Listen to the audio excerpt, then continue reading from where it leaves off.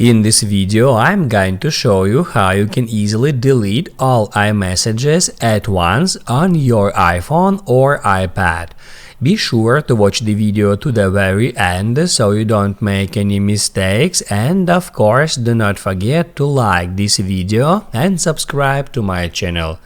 So let's begin, and first off, open up Messages app. If you want to remove just one single message from here, you can just swipe to the left until that delete option comes up, then just hit on it and then hit on delete. If you want, you can delete multiple messages at once. To do that, just hit edit, then hit on select messages, and then you will be able to check mark those messages which you want to delete in that way.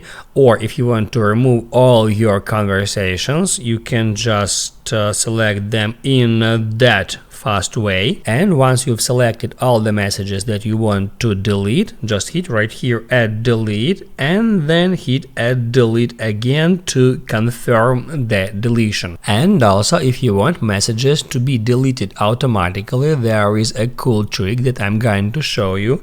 Let's hop out Messages for now and open up Settings. On Settings, scroll down until you find the Messages. Then scroll all the way down until you find Keep Messages and get into it. And that's where you can select how long your device will keep the messages. By default, it is set to forever, but you can switch it to 1 year or to 30 days. Once you have selected one of these two options, it will ask you if you want to delete older messages immediately. Just hit at delete. And as long as the 30-day setting is enabled, all messages that are older than 30 days will be automatically removed. That's how it's done.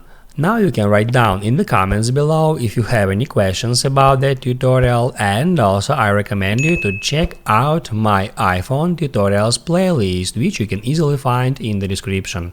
Hit the like button if you liked that video, and see you in the next one.